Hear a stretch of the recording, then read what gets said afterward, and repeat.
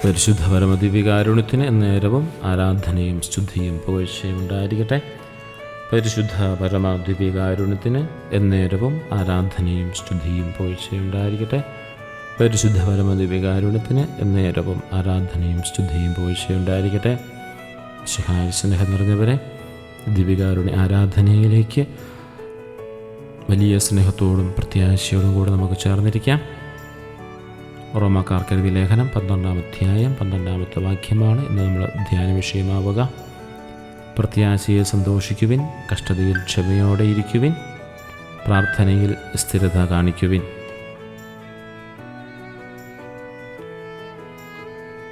നല്ല തമ്പുരാൻ്റെ മുമ്പിൽ പ്രാർത്ഥനാപൂർവ്വം നമുക്ക് ആയിരിക്കാം.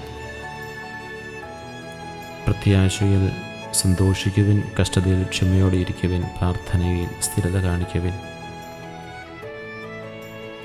കർത്താവിൻ്റെ വരവനായി സ്ഥിരതയോടെ നിരന്തരം പ്രാർത്ഥനയോടെ പ്രത്യാശയോടെ ആയിരിക്കണമെന്നാണ് പൗലോസ് ശ്ലീഹ തൻ്റെ ലേഖനത്തിലൂടെ നമ്മോട് ആവശ്യപ്പെടുക. സ്ഥിരതയുടെ ഉറവിടമായ ഈശോയെ, അങ്ങയുടെ തിരുമുമ്പിൽ ഞങ്ങൾ ആയിരിക്കുന്നു. ഈ 25 നോമ്പിൻ്റെ ദിനങ്ങളിൽ അങ്ങയുടെ വരവിനായുള്ള പ്രത്യാശയിൽ ഞങ്ങൾ സന്തോഷിക്കുന്നു. നോമ്പുകാലത്തെ കഷ്ടതകളിൽ ക്ഷമയോടെ ഇരിക്കുവാനും പ്രാർത്ഥനയിൽ സ്ഥിരത കാണിക്കുവാനും ഞങ്ങളെ പഠിപ്പിക്കണമേ. ദിവ്യകാരുണ്യത്തിൽ അങ്ങയെ സ്വീകരിക്കുമ്പോൾ ഞങ്ങൾക്ക് പ്രത്യാശയുടെ ശക്തി നൽകണമേ. പ്രത്യാശയിൽ സന്തോഷിക്കുവിൻ എന്നത് നമ്മുടെ രക്ഷകനായ ഈശോയുടെ ജനനത്തെക്കുറിച്ചുള്ള പ്രത്യാശയുടെ പൂർത്തീകരണം തന്നെയാണ്. ഈ പ്രത്യാശയിലാണ് ഞങ്ങളുടെ ഏറ്റവും വലിയ സന്തോഷം.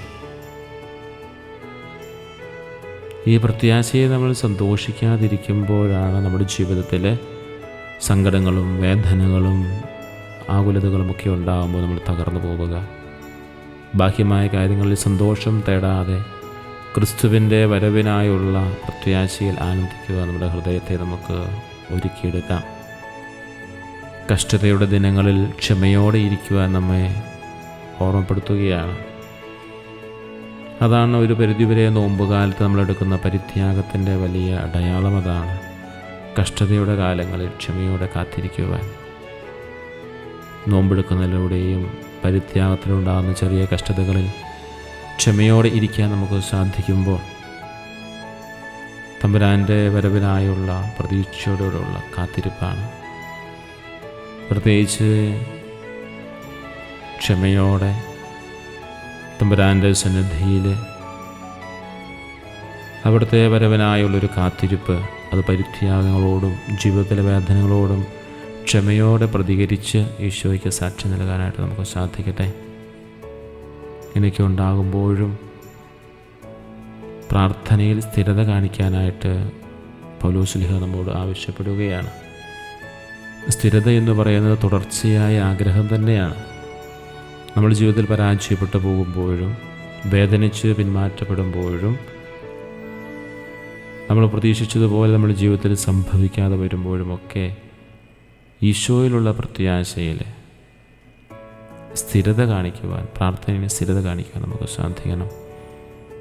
പ്രാർത്ഥനയിലെ സ്ഥിരതയാണ് ഞങ്ങളുടെ പ്രത്യാശയ്ക്ക് ആഴം നൽകുന്നത്.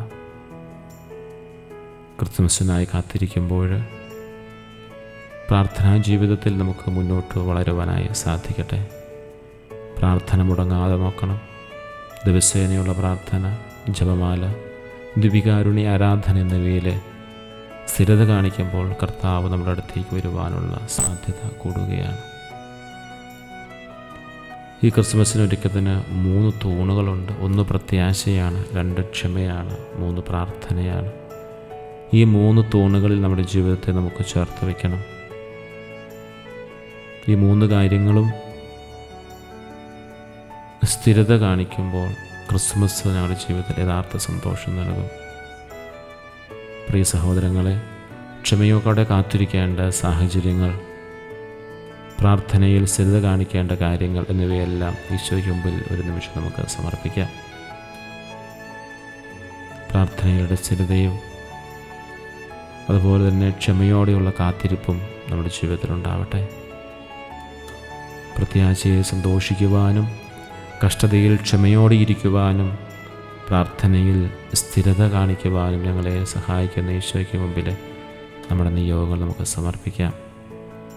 ജീവിതത്തിൽ പ്രത്യാശ നഷ്ടപ്പെട്ടവർക്ക് ക്രിസ്തുവിലുള്ള വിശ്വാസം വഴി സന്തോഷം ലഭിക്കുന്നതിനും നിരാശയിൽ നിന്ന് മോചനം നേടുന്നതിനു വേണ്ടി നമുക്ക് പ്രത്യേകമായി പ്രാർത്ഥിക്കാം. കഠിനമായ രോഗങ്ങളോ സാമ്പത്തിക പ്രതിസന്ധികളോ കാരണം കഷ്ടപ്പെടുന്നവർക്ക് ക്ഷമയോടെ കാത്തിരിക്കുവാനും ദൈവഹിതം നിറവേറുമെന്ന് വിശ്വസിക്കുവാനും വേണ്ടി അവർക്ക് വേണ്ടി നമുക്ക് പ്രാർത്ഥിക്കാം. പ്രാർത്ഥനയിൽ സ്ഥിരത നഷ്ടപ്പെട്ടവർക്ക് വീണ്ടും തീഷ്ണതയോടെ പ്രാർത്ഥിക്കുവാനുള്ള കൃപ ലഭിക്കുന്നതിനും ഞങ്ങളുടെ നോമ്പുകാല പ്രാർത്ഥനകൾ ദൈവസന്നിധിയിൽ എത്തുവാനും വേണ്ടി നമുക്ക് പ്രത്യേകമായി പ്രാർത്ഥിക്കാം. നമ്മുടെ വ്യക്തിപരമായ നിയോഗങ്ങൾ, പ്രത്യേകിച്ച് പ്രത്യാശയുടെയും ക്ഷമയുടെയും പ്രാർത്ഥനയുടെയും മേഖലയിലുള്ള നിയോഗങ്ങൾ ഏവയൊക്കെയാണെന്ന് കണ്ടുപിടിച്ച് തമ്പുരാൻ്റെ സന്നിധിയിൽ നമുക്ക് സമർപ്പിക്കാം. കർത്താവായ ഈശോയെ, ഞാൻ പ്രത്യാശയെ സന്തോഷിക്കുന്നു, കഷ്ടതയിൽ ക്ഷമയോടെ ഇരിക്കുന്നു, പ്രാർത്ഥനയിൽ സ്ഥിരത കാണിക്കുന്നു. എൻ്റെ ക്രിസ്മസ് ഒരുക്കം ഫലകദായകമായി തീരട്ടെ. പ്രിയ സഹോദരങ്ങളെ, പരിശുദ്ധ അമ്മയോട് ചേർന്ന് നമുക്ക് പ്രത്യേകമായി പ്രാർത്ഥിക്കാം.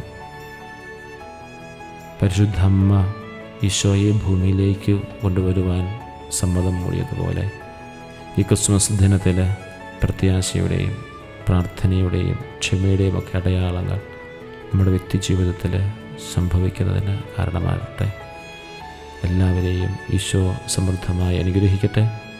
പ്രത്യാശയിൽ സന്തോഷിക്കുകയും കഷ്ടതയിൽ ക്ഷമയോടെ ഇരിക്കുകയും പ്രാർത്ഥനയിൽ സ്ഥിരത കാണിക്കുകയും ചെയ്യുന്നവരായി ക്രിസ്മസിനായിട്ട് ഒരുങ്ങാം. എല്ലാവരെയും ദൈവം സമൃദ്ധമായി അനുഗ്രഹിക്കട്ടെ. നമ്മുടെ കർത്താവ് ഈശോ മിശിഹായുടെ കൃപയും പിതാവായ ദൈവത്തിൻ്റെ സ്നേഹവും പരിശുദ്ധാത്മാവിൻ്റെ സഹവാസവും എല്ലാവർക്കും കൂടി ഉണ്ടായിരിക്കട്ടെ, ഇപ്പോഴും എപ്പോഴും എന്നേക്കും. ആമേൻ. പരിശുദ്ധ പരമദിവ്യകാരുണ്യത്തിന് എന്നേരവും ആരാധനയും സ്തുതിയും പോഴ്ചയുണ്ടായിരിക്കട്ടെ. പരിശുദ്ധ പരമദിവ്യകാരുണ്യത്തിന് എന്നേരവും ആരാധനയും സ്തുതിയും പുകഴ്ചയുണ്ടായിരിക്കട്ടെ. പരിശുദ്ധ പരമദിവ്യകാരുണ്യത്തിന് എന്നേരവും ആരാധനയും സ്തുതിയും പുകഴ്ചയും ഉണ്ടായിരിക്കട്ടെ.